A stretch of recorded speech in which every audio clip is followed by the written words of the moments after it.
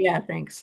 Welcome, everyone, and thanks for coming as we resume our series of launch events for the Dark Matter Women Witnessing Anthology, Dreams Before Extinction. And the editors, except for Kristen, are here tonight, myself, Jillian, and Anne Bergeron, Jillian Goslinga and Anne Bergeron. And Kristen may show up later. So I want to start by saying that it's a real shit show out there. And hi, Hilary. I'm glad you showed up. It's a real shit show out there, and it's never felt so important that we put on our own shows of brilliance and beauty and magic, and above all, of deep connectedness. And all of these are qualities that radiate from the works that you'll hear and see tonight. The readers will each read for 5 minutes in the order in which they appear in the anthology.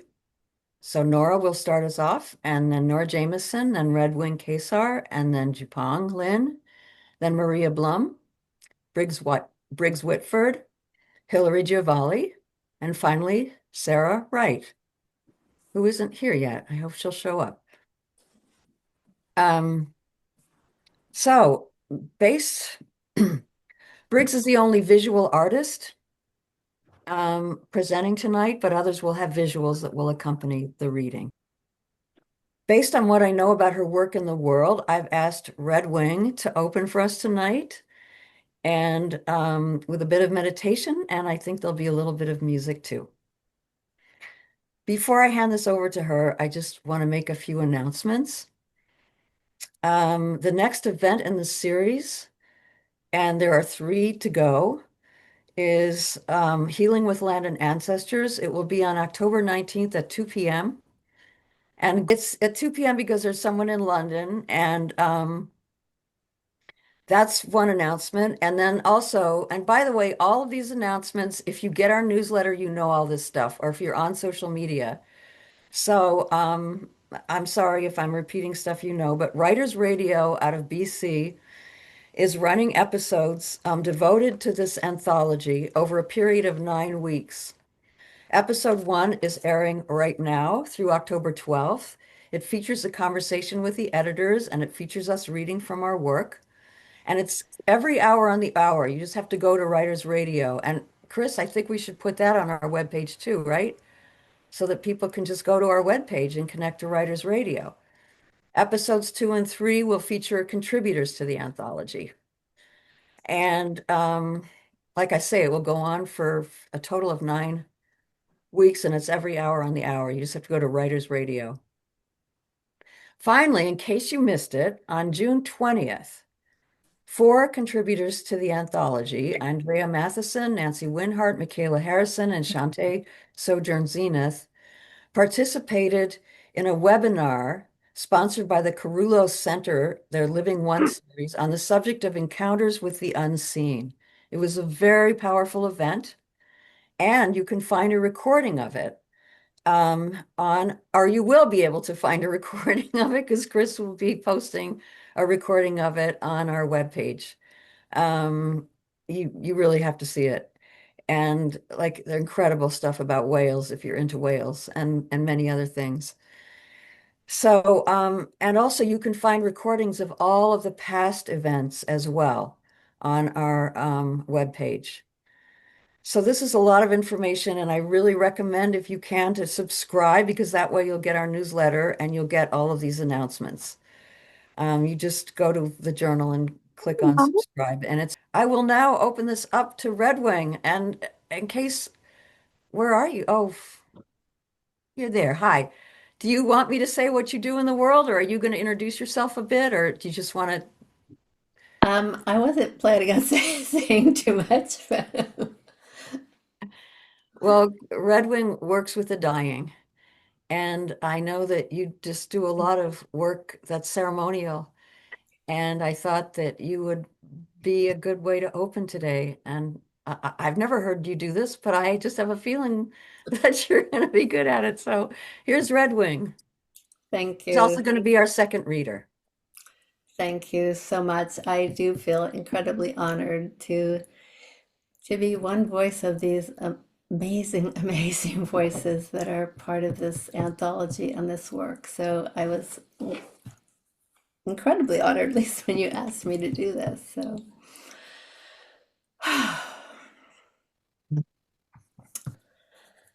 I'm going to start with a short chant. The words were actually written by Dina Metzger, who I know is a teacher to many, many of us. I actually worked with her in 1975 at the Women's Building in Los Angeles. And these words were put to music by Charlie Murphy and Jamie Sieber. And Dina says, there are those who want to set fire to the world. We are in danger. There is only time to work slowly. There is no time not to love.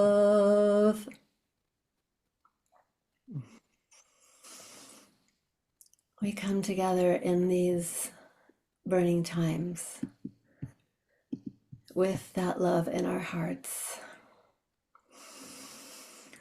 So just letting ourselves all ground for a moment before we listen to these amazing stories of each other.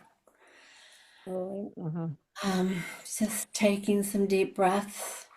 If you want to go off camera, that's fine.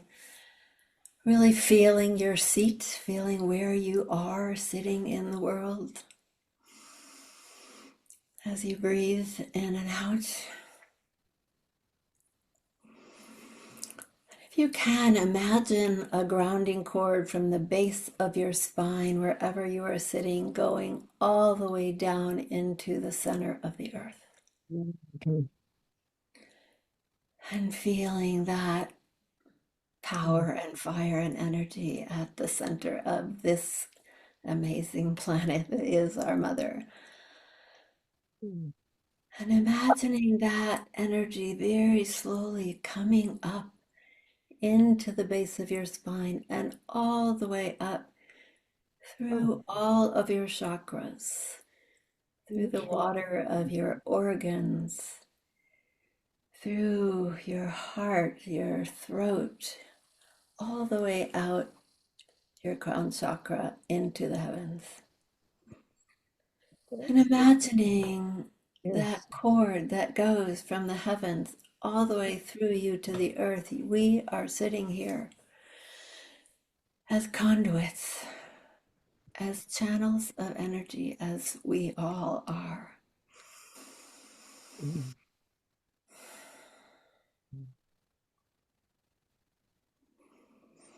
And just feeling your breath as it connects sky, body, spirit, heart, earth.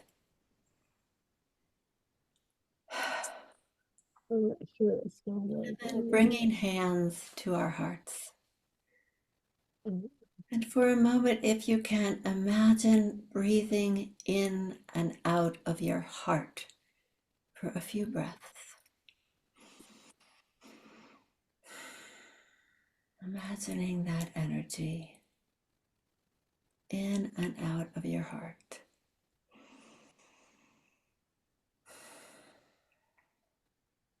Feeling your own pulse, your own heartbeat,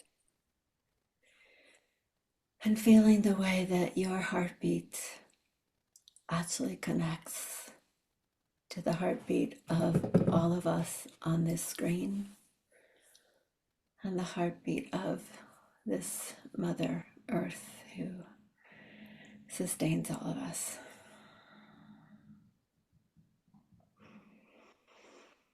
And when you're ready, just feeling again your feet Feeling your strong back and your soft front.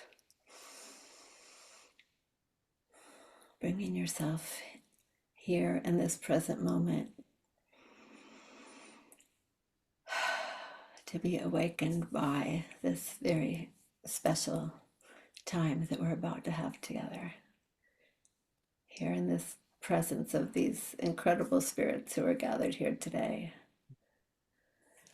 And in gratitude to each and every one of you for all the love and work you do. Thank you so much, Redwing. That was just wonderful. And I was kind of looking around as you were speaking at all of these people that we're going to be hearing from. And just, yes, these are incredible spirits. We are all very privileged to be able to be in each other's presence. And I'm really excited for these readings. So, our first reader is Nora Jamieson, and her piece, I Am Nothing Without My Dead, is also the title of this section. So it's very fitting that she is going to open up the readings, Nora. And oh, by the way, about sound, if you think there's going to be some ambient noise where you are, please do mute. However, personally, I like when I'm reading, I kind of like to hear people responding. So if there is an ambient noise, stay unmuted and we'll hear you. I don't know, maybe you'll utter some noises in response. I just got nervous that I hadn't turned off my cell phone, but I had. So I just want to say a couple things before I read this piece. That the piece that's printed in the anthology is way too long to read. So I'm reading what I read for Writers Radio. But the beginning of this piece really talks about how I courted the dead and court my dead. And one of the things as a writer that I noticed is that I wrote this in 2015, 10 years ago, and my life has changed upside down since then. But it was really good to read it because I could recognize a part of myself that I had somewhat lost touch with. Mhm. So I feel like we came together again. And I have my dead here with me. I have all my photographs of my dead and the ones I have, and my dear husband Alan, who died in 2017, and probably without whom I wouldn't have started writing. I don't know. So, and also this title, I Am Nothing Without My Dead, I talked to Dina, I think it's from Dina, one of Dina's poems, but when I called her to see if I could use the title, she said, I can't remember, just use it. So I want to acknowledge that if you come across one of Dina's poems, I have permission. So I am nothing without my dead. I dream, I dream, I dream. Following the instructions of a teacher, I look for my dead, their tracings in the old ways of my people. I study Scots Gaelic, in which I learned that my ancestors did not say my land, my house, my family, my. Other than for relatives and the body, they did not express possession in that way. They literally expressed connection by saying, someone or something is on me, is with me, is at me. An echo of all my relations. The dead are at me. They surely are. I try my hand at the drop spindle, the most ancient form of spinning. I hook the roving to the spindle, draw out the fibers, and spin the spindle sunwise. I imagine spinning the thread of creation. As the spiral of energy travels up the wool, I pray to renew the world and make holy the daily life. I spin, I pray, all to weave myself back to them. I write, I sing, I call to my dead in their language. I introduce myself and the dog who is with me. I am trying to carry my dead and I don't know how. Some would say I am obsessed, and they would be right. Some would say it is a distraction, perhaps. But this is what I know. It is the story that has conjured me my whole life, that has tried to plant itself in the stubborn soil of my heart, a heart harrowed by grief, both the proper grief that calls to those gone from my sight and the sorrowful wreckage that I inevitably caused when running from that grief. I search in the old way. I circumambulate. I circle around. I take the light and move around in this haunted house that I am, tracking my own dusty footprints, looking for signs of them. The light reaches deep in the corners. Shadows loom, and I wait. She shows herself in a dream. There is a wolf who is a woman who is a wolf. She lives behind a wall in my mind. She steps out, looks at me, and in her fierce gaze tells me to knock it off, this doubt, this worry. She has come a long way. She has been waiting for me and my lantern. There is work to take up. When she arrived, I do not know. Perhaps she was a seed, a dream, a song carried in the egg basket of my mother. That tiny pocket woven with flesh and blood, filled by otherworldly hands, the midwives of fate, with oracles, with me.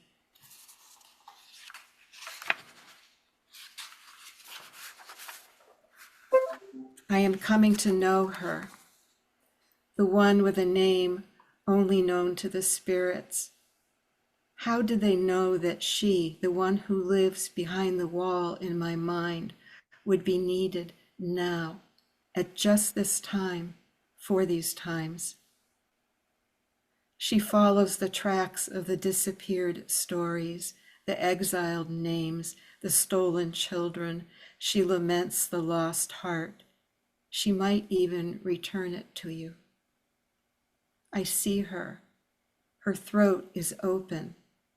There is a rope, a thread, an umbilicus, twisted by the spindle of stories we do not want to hear, but must. She is the throat woman, the spinning song woman. She wraps the lost, the missing, the forgotten in the silk of her spinning lament and brings them to the living. The pitted earth is the throat of the keening woman, the test pits, the uranium pit, the mind earth gouged with our longing.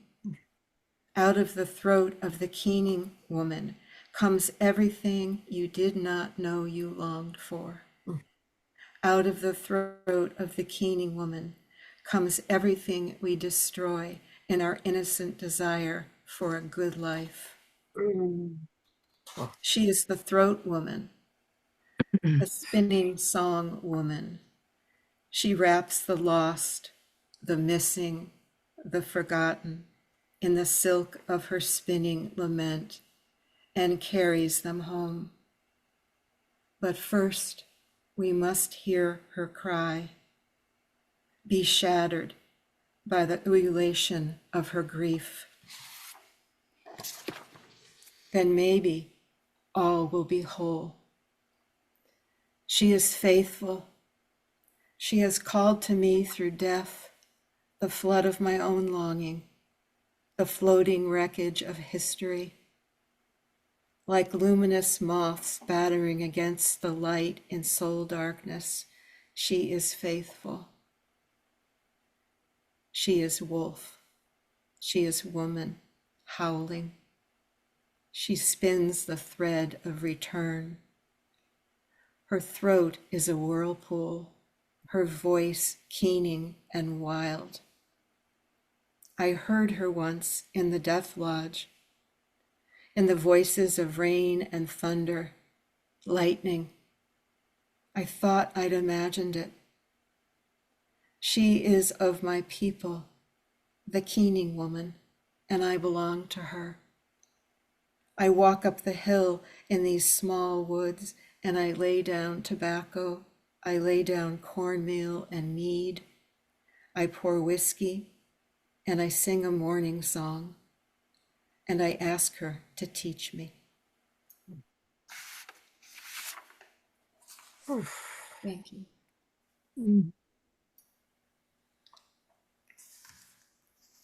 Thank you, Nora. Thank you. We all need just a moment. That was very intense.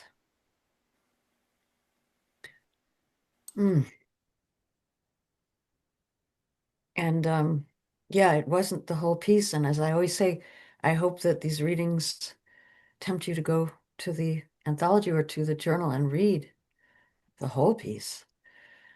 They're all very much worth reading. And for Redwing, who is our next reader, this is even more the case because your piece is quite a lot longer than 5 minutes. So you've had to pick and choose. Redwing's piece is called Gift from the Ancestors, My Work as an RN Midwife to the Dying.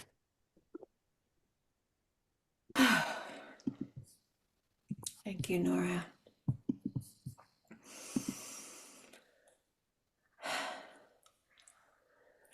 Where I come from, nobody knows.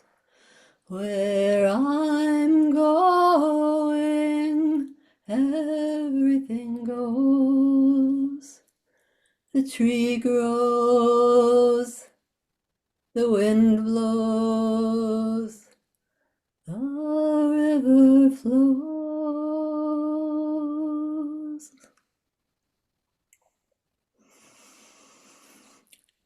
So I'm mostly not going to read from the essay in the book, but my story is about connection to ancestors, both through blood, family ancestors, and through connections to the hundreds of people I have attended as a midwife to the dying over the past 35 plus years.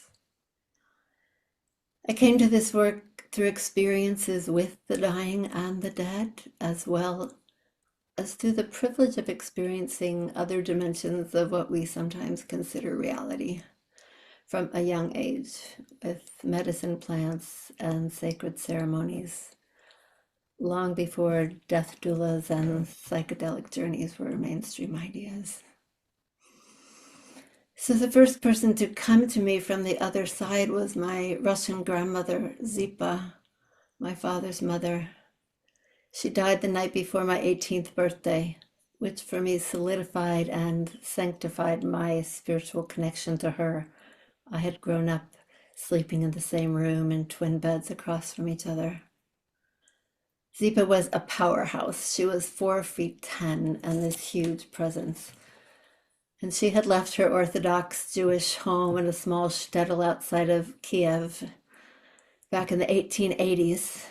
She went to the city of Kiev to become educated. She worked as a seamstress and finally became a nurse and a birth midwife. And she was my first mentor, really.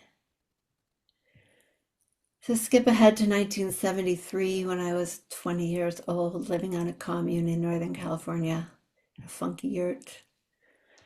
was a dark, balmy evening. I was just falling asleep on the floor on my mattress, and suddenly there was this whoosh of air and energy, and this feeling that someone was standing in the room with me, beckoning me awake. I was afraid. I closed my eyes really tightly. I pulled the sleeping bag up over my head, and I still felt this being standing there watching me. And then I heard her voice, so clear, so strong in her mixed European accents. She had lived in 5 countries, spoke 5 languages. I began to breathe a little more calmly and slowly and took the covers down from my face and opened my eyes. And all I could see was a faint shadow of energy, but the voice continued. She said, I've come to tell you that I'm all right, that I'm fine, that I'm at peace.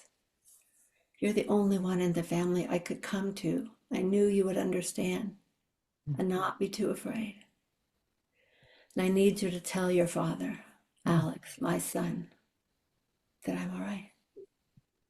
And then just as suddenly as she had appeared, she vanished. She was gone. Zipa really opened the gates to the other side and the fluidness of these realities for me.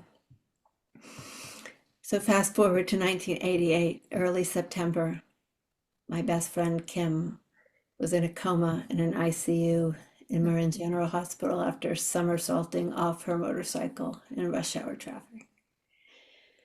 For 3 weeks, she lay there in between worlds, hooked up to every machine possible. I knew she was weighing the scales, trying to decide whether to leave this earth or not. And finally, on the full moon that September, she left. But every evening when I would sit beside her, running energy, communicating with her spirit, I would hear my grandmother Zipa's voice saying, this is the work you are here to do. You are here to be a midwife to the dying, to witness this transition from life to death, to communicate with the dying and the living. This is your work. Do it. I was 35 at that time, and I did it. And it has been an honor ever since, this incredible privilege to witness spirits leaving the body, just as it is a privilege to witness spirits entering the body.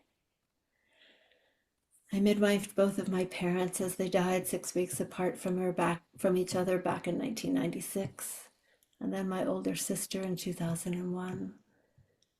And I witnessed ancestors assisting and supporting all of them, talking to them, calming their fears, preparing them for this mysterious step across the threshold that we will all take someday. So yes, there are many more words in the essay in my book. But again, I'm honored to be here to hear everyone's stories. I close with another short chant from an incredible ancestor, Charlie Murphy, who was a musician who died a few years ago of ALS. And he sang this with his music partner, Jamie Sieber, who is a living ancestor and a dear friend of mine.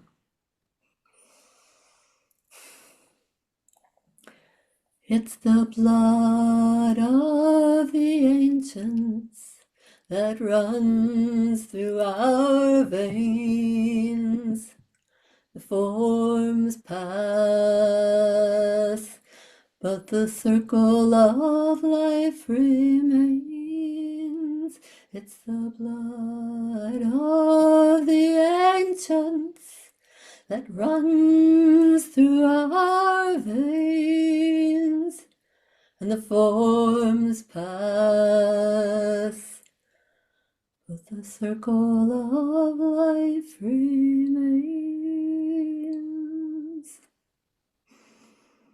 Thank you. Thank you so much, Redwing. Indeed, that was a very edited. You must read the whole thing. I'm amazed you were able to encapsulate it the way you did. It was just perfect. So, our next reader is going to be Maria Blum, and she's going to be reading from Memoria, La Poesía de las Flores. I hope I pronounced that well. Maria. Thank you. That was perfect. Okay. La Floristería Matamoros on Calle La Fuente opened its doors sometime during the 1920s. No one knows for sure exactly when it opened, because it was as if it always existed. There was never a need for a sign to be placed outside the door. Everyone knew exactly where to go in times of birth, in times of death, in any time of need. My family's flower shop continued through the 1970s until the day my abuelita closed its heavy wooden door. It was heard that on this day, she said out loud, "I am now like my flowers. I am curving forward just like their stems." And with that, the door shut. My first teacher, my abuelita Tite, una curandera, instilled in me a deep love and respect for the plant world. She worked only with the plants that grew in her garden. She spoke to them and cared for them as the friends and companions they were. My 8 great aunts refused to understand the indigenous ways of my abuelita. They had instead embraced the ways of the colonizers. They forgot that their parents came from Choluteca, a place with deep reverence for all beings, including rivers, mountains, and trees. They forgot that their ancestral lineage had walked from faraway places, from Mexico to Honduras, carrying their wisdom traditions in the pockets of their garments, sewn in the hems of their skirts, embedded in their spirit. They forgot that they were also a lineage of indigenous peoples, that their life and their medicine traditions existed because of ancestral plants. Early on, I saw that my grandmother split herself into 2 people. One, the traditional indigenous healer, the curandera, the other, the respected and glamorous forest. Both sides of her existed simultaneously and were called upon mutually in times of imbalance of mind, body, and spirit by the entire community. She was able to reach all of the people that ever needed her through the rituals of birth and death. Flowers and plants always with her during these times of need, and their mutual love together never waned. Tita was proud of her indigenous wisdom lineage, even when shamed by her family for her ways. My abuelita told me that all of the history of our family, of the land, of all the beings who lived on the land before us, continue to exist within our bodies and the bodies of the plants that grow there, that our ancestors are the plants themselves, that we are intertwined, that our history lives within the earth and lives within the cells of each plant. The rain, the wind, the air, all contain parts of us. Plants are elders. Plants are teachers. Plants are family. And for this reason, the stories and the plants must be known and shared, honored and protected. There is no separation between us. We are a weaving of integrated cellular bodies. Ritual and healing work with sacred flowers saved my family lineage from demise. When my great-grandmother Agatha was widowed in her 30s with 13 children, she had nothing but a house with a garden and the inherited ancestral wisdom of how to grow plants and cultivate orchids. With this wisdom, she began selling these companions to support her children. This ancestral gift eventually became the flower shop that sustained all of us. I also used to work in the flower shop as a young child. I would sit below the table and catch the stems and flowers that vanished from above, and I would make my own bouquets and listen to all the gossip that my 8 great aunts and my grandmother would partake in. I still remember those days, and I still wish I was under that table. At the beginning of each day, with each hand, my maternal lineage touched each seed, each petal and stem, each root. They were in turn serenaded by the sacred waters of the early morning dew that collected on these sacred plants. This agua sagrada healed my lineage and protected them. This sacred water holds the memory of the vital force of the plant, held and dispersed into water, taken in for thousands of years, in the same way that water carries the memory of our stories within our own bodies. Flower and song, where flower breath becomes song, composed by the cosmos, the poetics of las flores, the gesture of peoples and plants. Memory, memoria, memoriam. Thank you. That was amazing. Maria, was everything that you read in the article that in the piece that's in the anthology? Because Pretty I much. don't remember the scene of you as a girl on That the one is table. not, but it was I didn't think originally, so. I love that. yeah, you're right. Yeah. So Jillian here, I've actually pulled up the essay online, and could I please show the pictures? Oh, And sure. Chris has made me co-chair. Oh, wonderful. I think we need to honor your ancestors, Maria. Thank And you. so here's, you want to share? This is your abuelita Tite. Yes, Can everybody see? and my great aunt, my tia abuela. And Mm. that is our garden. Mm. And then here is her mother. Yes, there are six of Garden. us who are Marias, and this is my mother, Maria Matilde, and also in the garden. Ooh, powerful woman. This is my bisabuela, my great grandmother, Agada de Maria. And yeah, she deserved to look stern. Oh, wow. You don't mess She with was, her.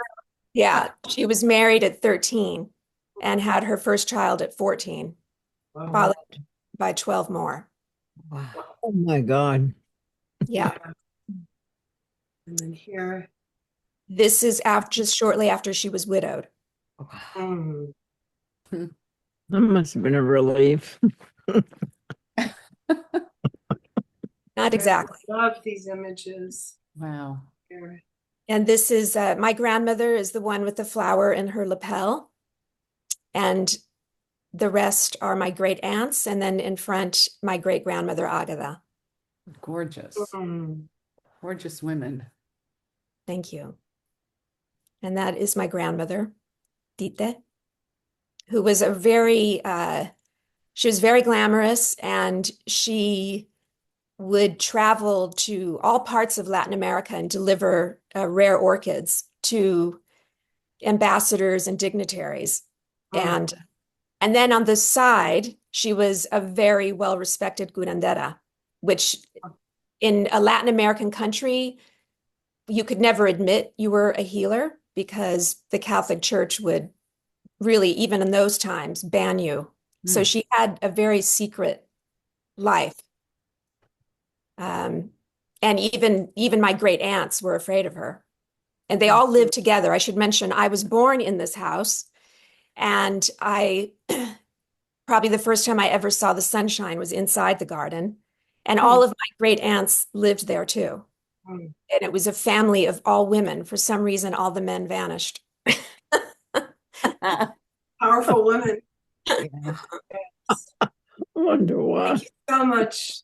I just wanted everybody Thanks to so much, Jillian. That was brilliant. So glad we got to make all of them present. Yes, Thank you, Jillian. you're welcome. Wow. You And can't I know mean, the story without seeing these women. Yeah.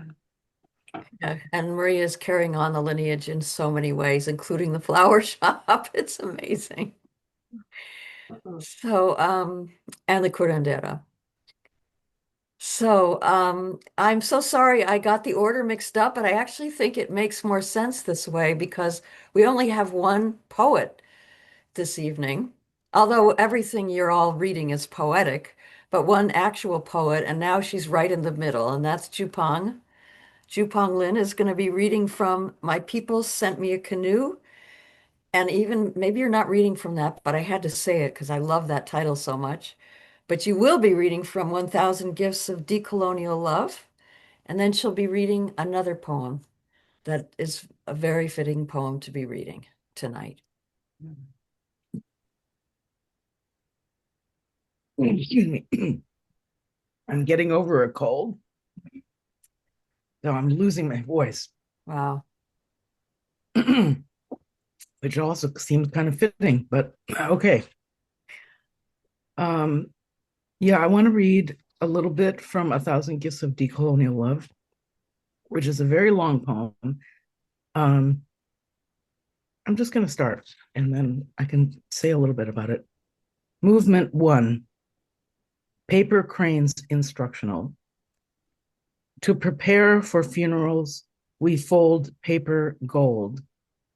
To prepare for eating peanuts, Papa folds paper boxes for holding shells. Mama folds paper cups for holding water. Jitsua is how we say paper folding in Hokkien. We fold useful things, sacred things, paper cups, paper gold. Now we fold cranes to remember. First 4 folds, mountain and valley, edge to edge, corner to corner, fold memory into paper,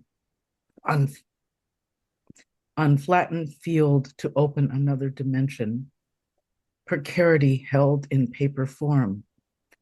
We fold 1000 for a wish to remember and honor Hibakusha, survivors of atomic radiation. We fold to honor islanders everywhere, drowning, existence endangered, like 11 of 15 crane families. Next, bring valley to valley, reverse fold a diamond, like the crane's migratory formation, open end facing your heart, kite fold like diaper fold, wings to center, flip over, repeat. Caress the folds, score creases with thumbnail.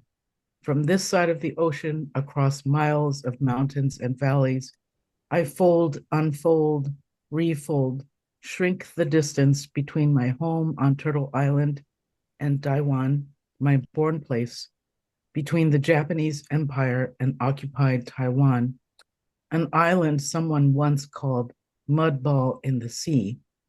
Mom called it a speck, a booger picked from the nostril of China. And now I'm going to skip to the end of this poem, and I want to ask you to, in the upper right-hand corner, you can probably see a button that says view, and you can choose speaker view or gallery view. And if you choose speaker view, you'll be able to see my image larger, and you can see the background I have is an installation that's made of 3,500 paper cranes folded from Joss paper, which is the paper that I used. It's a paper that's burned in honor of our ancestors in Taiwan and in many other East Asian countries. So this poem, 1000 Gifts of Decolonial Love, accompanied this installation. And the end of this poem is about a dream I had that I was the mother of Sadako, who was a little girl who was a hibakusha, eventually died of radiation sickness. She was in Hiroshima when the atomic bomb was dropped. And so at the end of the poem, I speculate about her mother. I wake up dreaming of Sadako's mother, searching for her daughter, making slow flight from ground zero. Her brave arms snatch her tiny daughter, running from the ghost of the mushrooming cloud, surviving. Did she see her baby's small body fly through the window? Did her heart pause, breath reverse when they passed the safety zone, skin unburnt, pinkish, still alive? Did she hold in a sigh of relief every morning Sadako awoke and smiled and walked to school? Did a small fissure in her heart shelter the truth every day since August 6th? The truth she kept from Sadako, hoping to shield her daughter from the pain that would end her short but not small life. How did her mother count the days? How many cranes did she fold, each crane a dance against death, a knot in the string of days she survived as Hibakusha? I fold in memory of Hibakusha, in praise of survivors who warn us of our own extinction. I fold for the living Siberian crane whose defense call heralds loss of her homeland, my homeland, land of the Lwa and Arikun people, fully assimilated, euphemism for genocide, linguicide, stones to protect their land erected by Emperor Kanchi still stand on the ridge of Taiping Shang today, marking them from us. I fold for Orchid Island, southeast of Taiwan, Yami home turned nuclear dump site, Honshu Island, where the bomb known as Little Boy instantly decimated 80,000 human lives. How many red-crowned cranes? How many snails? I fold for Bikini Atoll, scarred by US nuclear weapons testing. Hu'ulawa Oahu, renamed Pearl Harbor by US occupiers. Turtle Island, where indigenous resurgence sings of decolonial love. I fold 1,000 for Black lives, 1,000 for missing and murdered indigenous women and girls, 1,000 in honor of Arab Spring, 1,000 for water protectors, earth protectors at Ocheti Sakowin. I fold for our children, for water, for life, and call us to rise up, spread wings, and fly. For whom do you fold? And so, like Nora, I wrote that 10 years ago. And the world has changed. And so I wanted to read a more current poem as we're witnessing the genocide in Palestine. And this one is called Mother to Mother. Mother to mother, your grief for your martyred child breaks us, mothers across the ocean, whose children are fed, safely bedded. We watch on our screens, you wailing into empty bowls, faces buried in the empty belly of your child. Heart to heart, we grieve with you. The terror that shakes the rubble, quakes in your heart, rattles your bones, rattles our bones. We watch our screens, you wailing into empty bowls, face buried in the empty belly of your dead child. We type letters to legislators, sign petitions, stand on street corners, scream into the raging silence of our governments. Rage against the dying light of feeble leaders, even the ones who are mothers, fathers, godparents, who should be beholden to the highest moral calling.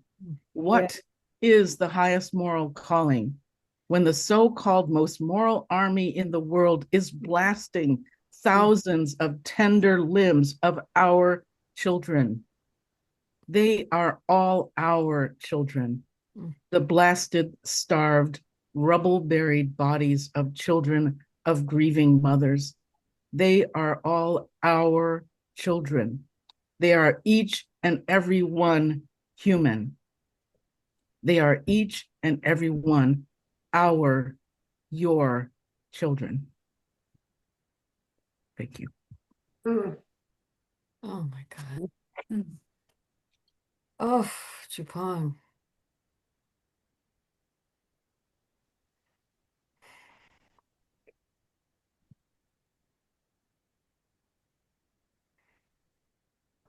That was powerful. Thank you. And I did want to say about hearing you read I Fold For from Decolonial Love was so different than reading it. Poems like that need to be read.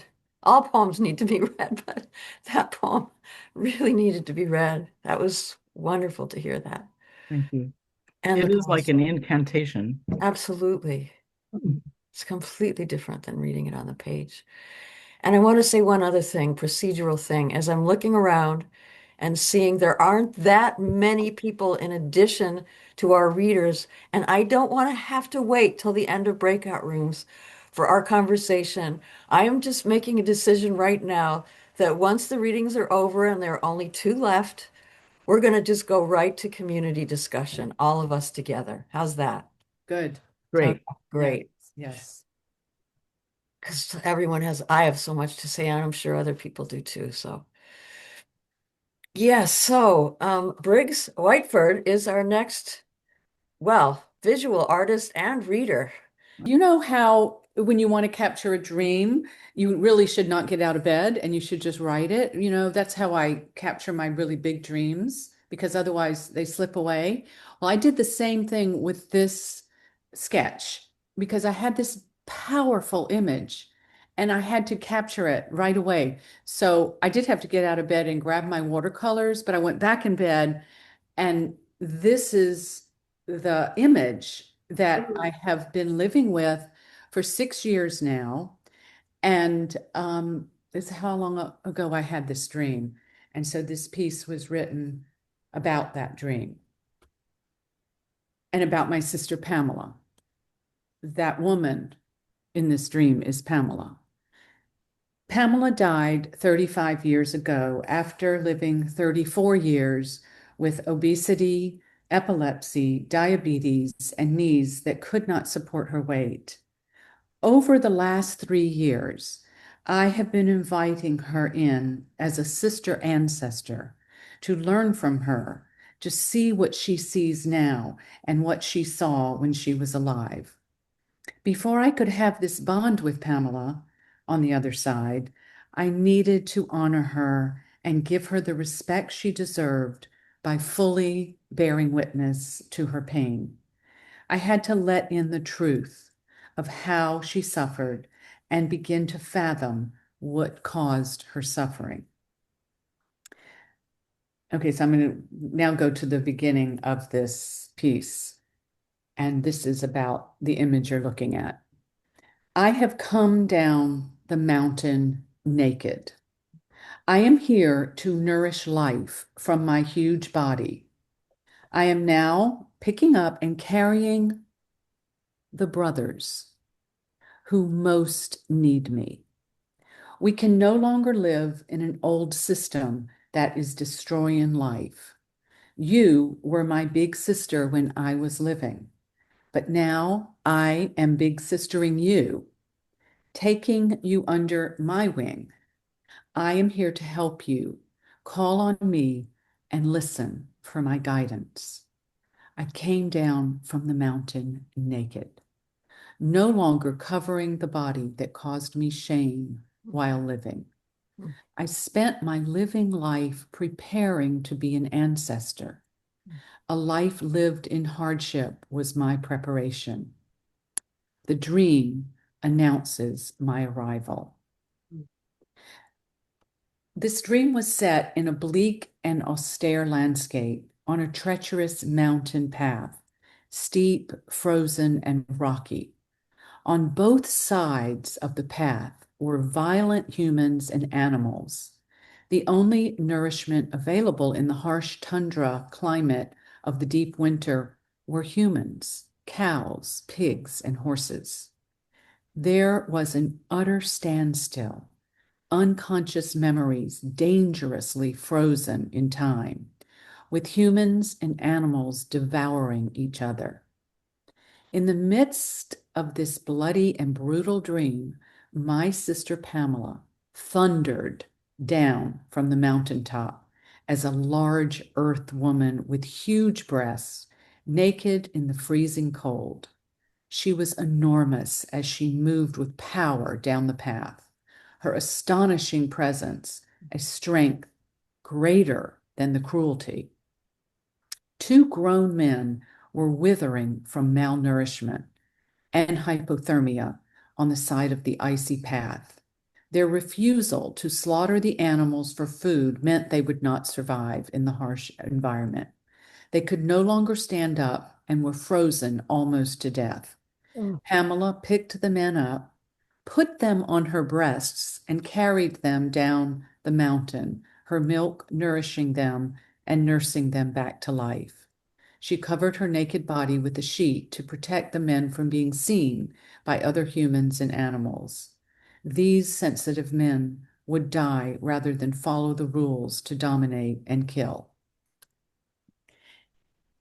So I had that dream about 6 years ago, and I had no idea that the times we're living in now.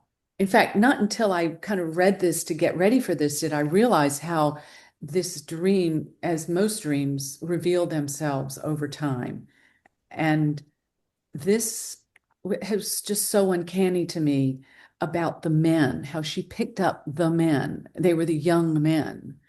And these men were malnourished, and they needed soul nourishment. And it feels so much like the time we're in right now with the crisis that the men are having, the young men particularly. And also, I didn't know anything about the Kalik, who is the powerful divine winter goddess, and that her presence of, thundering down this mountain in the hardship and the barrenness of winter as this giant crone bringing in wisdom. And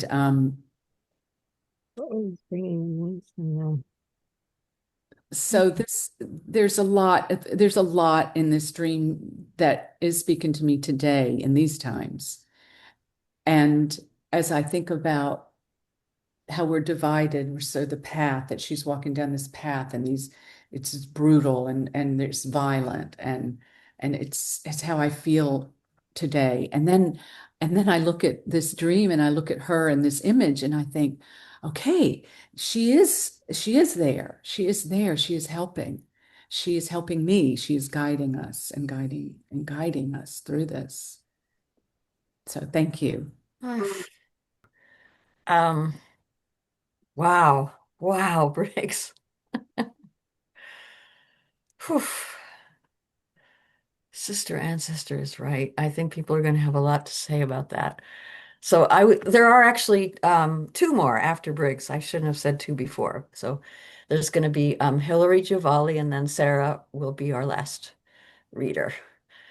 So without further ado, Hilary's piece is Embers into Fire.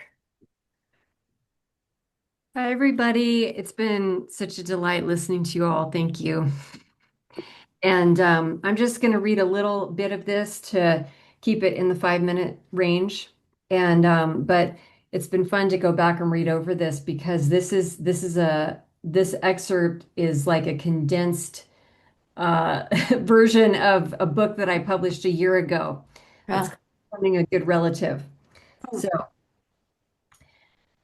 when Nona threw our heavy mahogany dresser across the dining room, she woke me up from centuries of amnesia.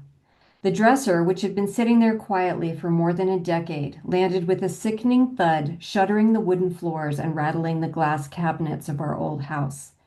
Nona's framed photo, her antique clock, and a tall glass vase were propelled across the room intact. The big dresser nearly landed on my youngest child, who was trembling with fright. Most alarming of all, Nona was dead.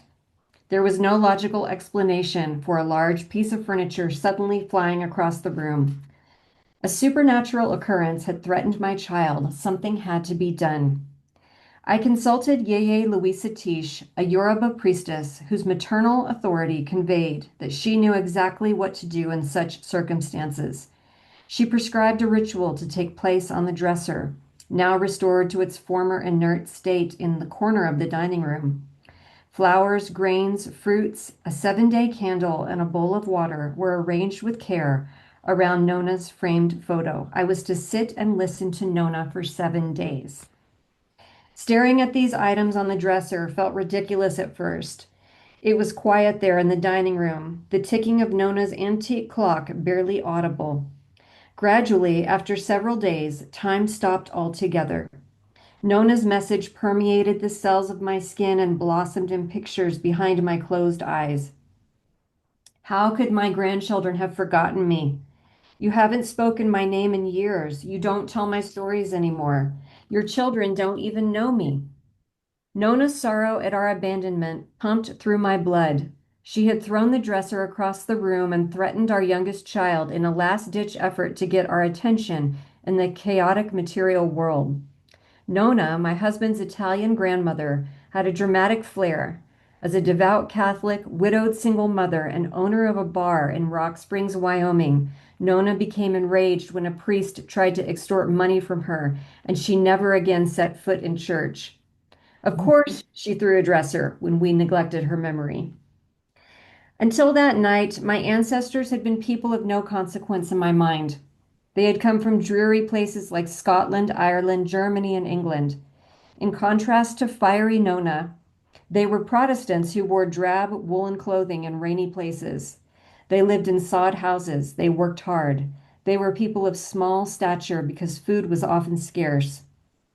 In their antiquated black and white photographs, my great-grandmothers were packed uncomfortably into corsets, their hair pulled back harshly.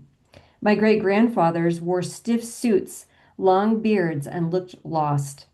I did not know how to relate to these people who seemed frozen in a distasteful past. I was born on the 4th of July, 1975, in America. Ancestors had no place here. There was nothing of interest in their forgotten languages and obscure ways. They were dead people from a long time ago who had lived in bleak places with bad food. They had come to this land to make a better life for themselves. There was nothing else to say. No one thought of them anymore. Why would I? On a crisp, icy morning a few weeks later, I sat with an astute Dene storyteller named Sunny Dooley. The previous evening, she had shared a mesmerizing story at a community event. Wrapped in the warmth of her story, on a whim, I invited her to breakfast the next day. In a bustling diner, we chatted over coffee and pancakes, getting acquainted with friendly small talk. I was acutely aware of myself as a white woman visiting with an Indigenous elder. There was a lot of history between our people that I didn't yet have the capacity to understand. I could sense it lurking beside us like an uninvited guest. Feeling an uncomfortable mixture of curiosity and defensiveness, I sat with a vague sense of the horrific mistreatment of the indigenous peoples of this continent. I didn't know what to do about it. Out of the blue, with a twinkle in her eye, Sunny said, "You know, you carry the epigenetics of the oppressor. You carry their DNA. We're told that at this time, that DNA is turning back on itself and coming to help us. It's turning back to make things right again." I smiled politely and continued drinking my coffee, buffered by the din of the diner. But inside, my blood ran cold. My ears buzzed with a high-pitched whine. As far as I knew, my ancestors had been poor, devout, humble people who arrived on this continent only a few generations before. A settler myth I'd accepted for a long time allowed me to think of them as innocent bystanders rather than oppressors. And I'll stop there. Wow. Thank you. Wow. Yeah. Well, it doesn't end there, just so you know. Then the Definitely finding not. doesn't end there, but I found out very soon after that that I was descended from colonizers and enslavers. And so all of my work has been about making reparations for that. So that's the giveaway at the end. a lot of the reparations are in the piece that you wrote, and that's in the anthology as well.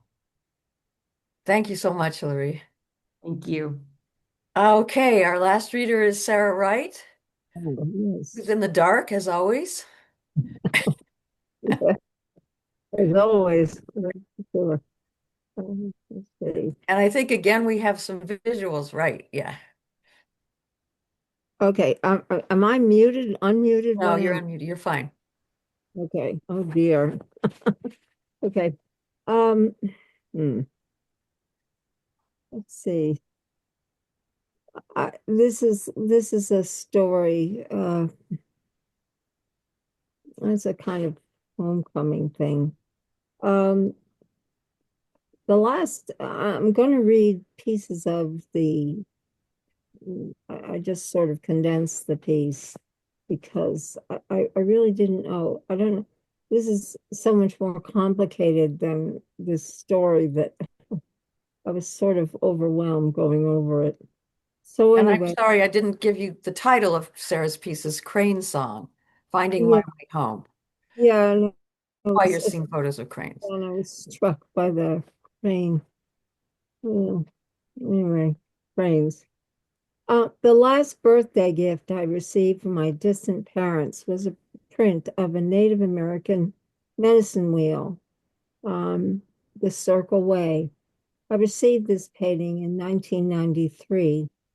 Curiously, I was giving an Indian program at the local elementary school that I also named the Circle Way, educating children and myself, primarily myself, about the mysteries of the medicine wheel.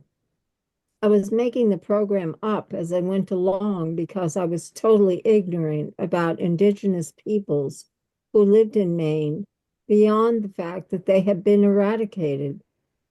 However, there was an Abenaki Indian woman, seer and healer named Molly Ockett, who seemed to be guiding me in this process. Every week before walking to school to give this program, I stopped at her gravesite to ask for help. One day I was shocked to discover a great blue heron sitting on her gravestone. Some days I could feel a presence when I knelt there in the tall grass. I often knelt.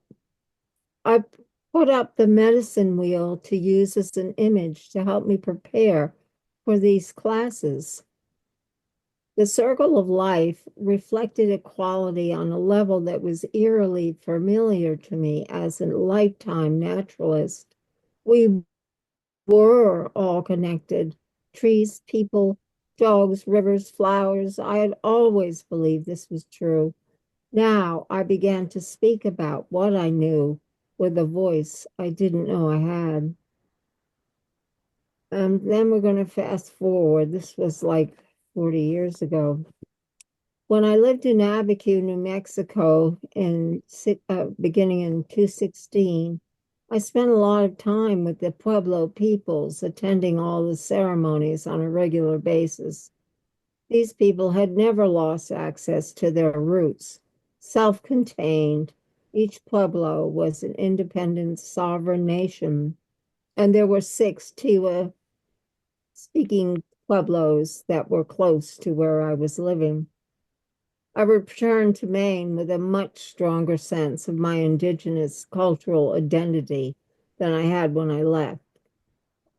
With the medicine wheel still occupying a place of honor in my living room, I did more research on the painting. By this time, I had replaced the Thunderbird in the center with one of my beloved black bears.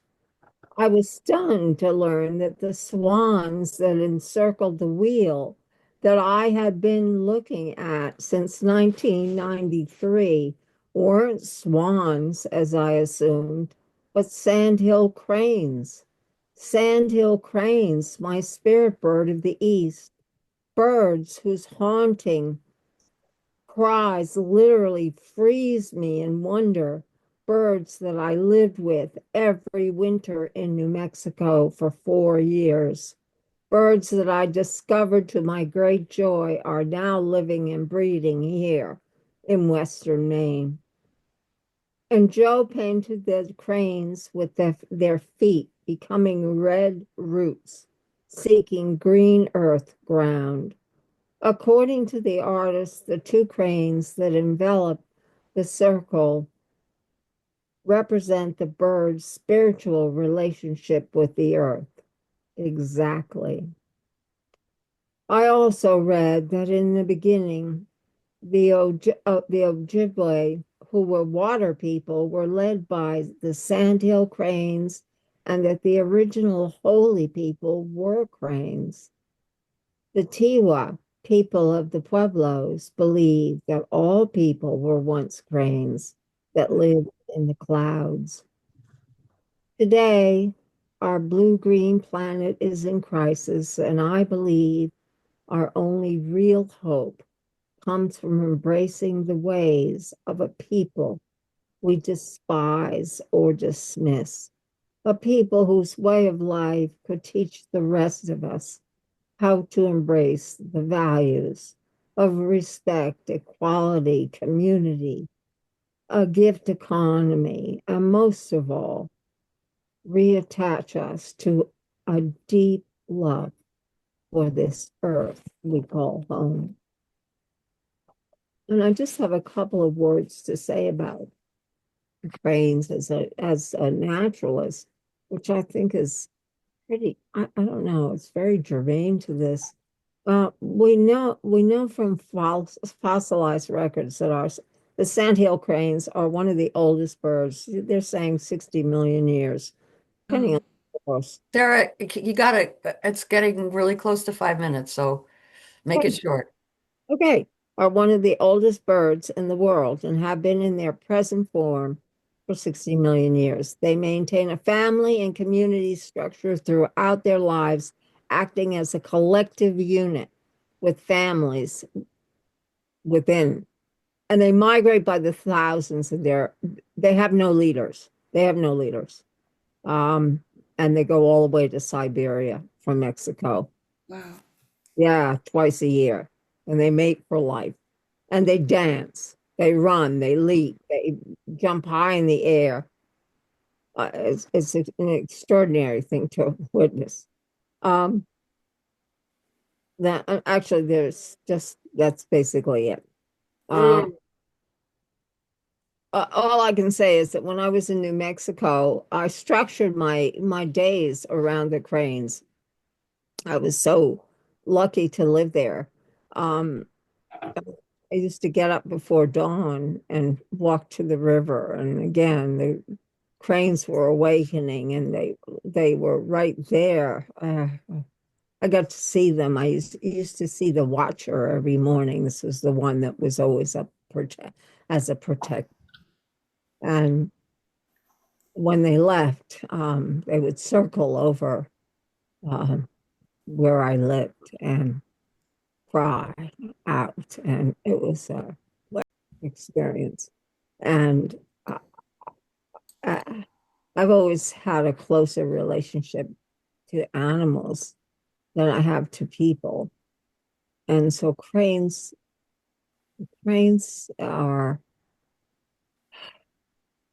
I actually don't have the word, but I feel like they are ancestors.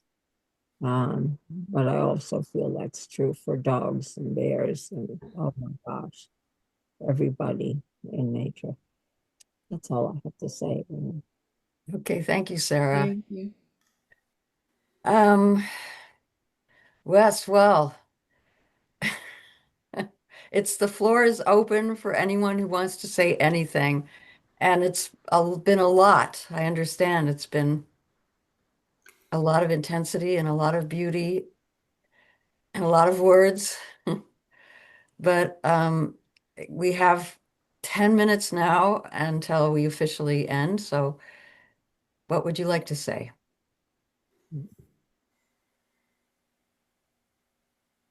I won't say anything right now because I've been talking the whole time. Hi, it's Jillian. I just want to say the crane theme throughout Yeah. kind of really touched me and blows my mind. In issue 3, we also have the artist, I'm not going to pronounce her name well, Naime, Yes, and the Siberian cranes. Yeah. Yeah. she has an image Yes, of Siberian cranes that's correct. Yeah. that travel also from Siberia to Iran. Yes. Uh, and so we have these cranes that are coming from Siberia and traveling all over. And of course, Nora's work, JuPong's work, Yeah. 3,500 cranes. I'm just very inspired of that. And I made a film on gestational surrogacy called The Child the Stork Brought Home. Mm. There's these beginnings of life and death. Yes. The Uh, 60 And million old bird. It's a bird. It's amazing. and sandhills are it is, the cranes in general are considered to be a link between worlds. In other words, they're the ones that go through the gate. yeah. There's So, an amazing story that I skipped over that part in my poem, yeah. but I started writing this poem 10 years ago, and there was a Siberian crane that landed in Taiwan. It's the first and probably only, it was just one Siberian crane that landed in this rice farmer's field. Mhm. And that crane has developed a relationship with the farmer, and the farmer considers this crane like another son. Woo! And Wow. people I people felt that way about the cranes in New Mexico. I mean, they knew when they left, they would circle over. It was, well, yeah. they knew. They knew. That's just it.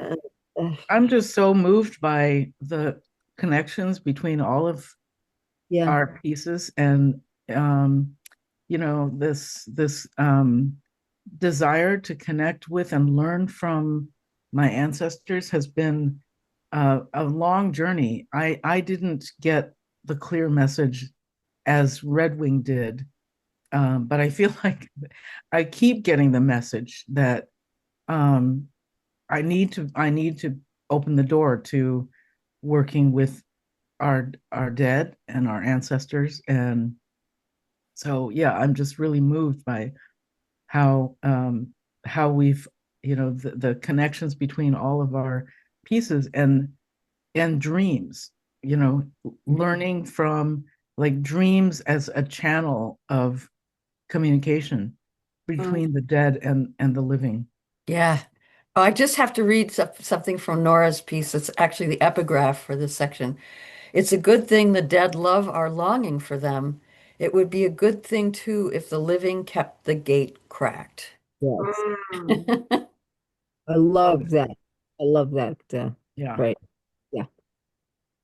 And Lisa was, started off this our gathering by saying it's a shit show out there. Mm. And now an hour and a half later, like I feel like yes, we have all these other resources Yeah. that they're on the other side. And I don't feel so lost. I don't feel so desperate to figure out everything myself. Or obviously not even close, but Yeah.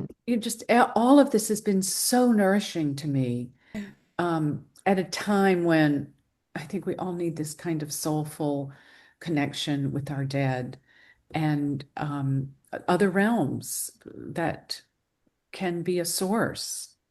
So I love everything. It's just been like, I've just been taking it all in and Mm. feeling very quenched by this time. Well, I think what's important here is that there's a fluidity.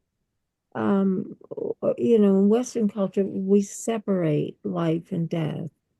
And what we're talking about here is that this is not how it is.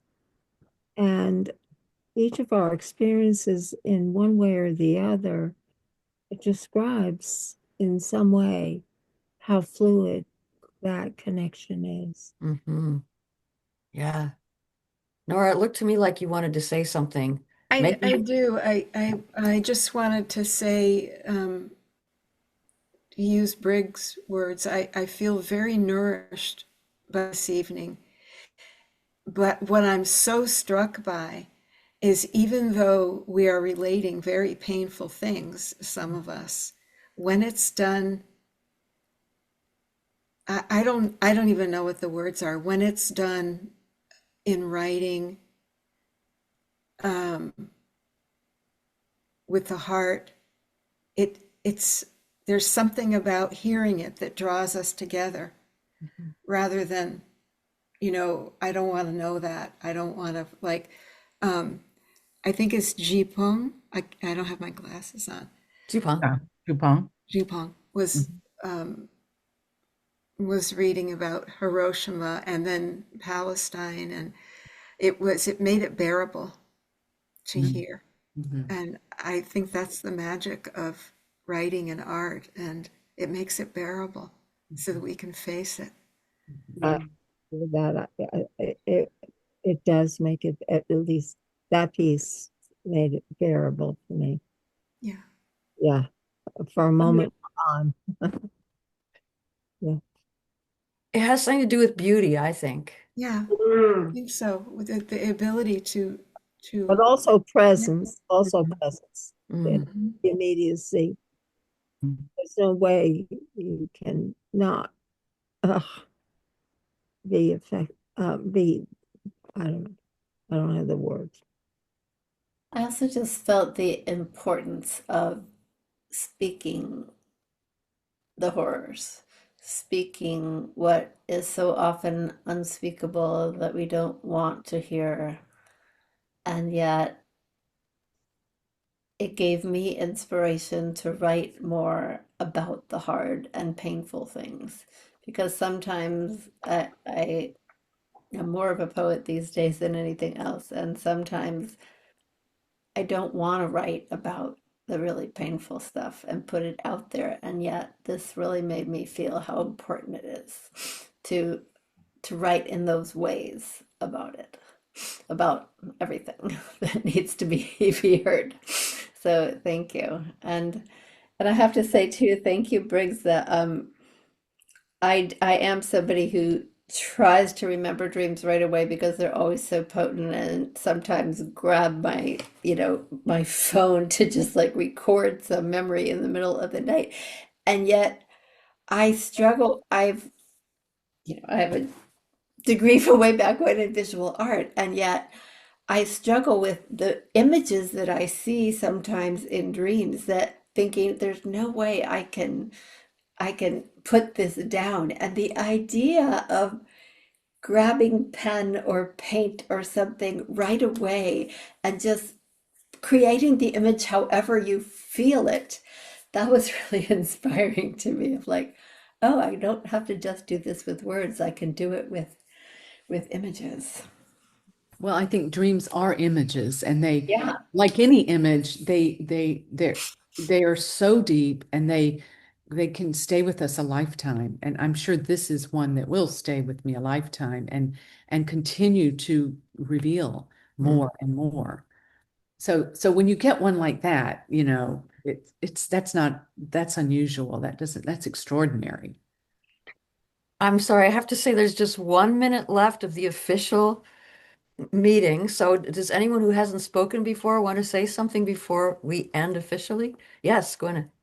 I just wanted to thank Briggs for bringing forward this the history of her sister, because my sister just passed recently, and she died of alcoholism, and she had OCD, and it was a tormented life and an awful death, and so we felt like, in a way, that she's gone and relieved, and you've brought forward the idea of calling on her on the other side to bring forward a new dimension to what she lived. And it's the same with Maria and what she shared about her grandmother.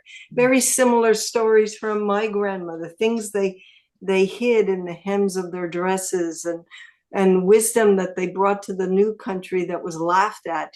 And it didn't take long for the next generations to completely get rid of that plant wisdom and that oracleness and that larger picture. So we can't really know the truth in the moment, or that snapshot of, you know, what our life is or what it appeared to be, because there's such a bigger, grander picture connected to the cosmos. And I really appreciate all these readings bringing me to, yes, call on your ancestors, you know, call on them to come in and still help.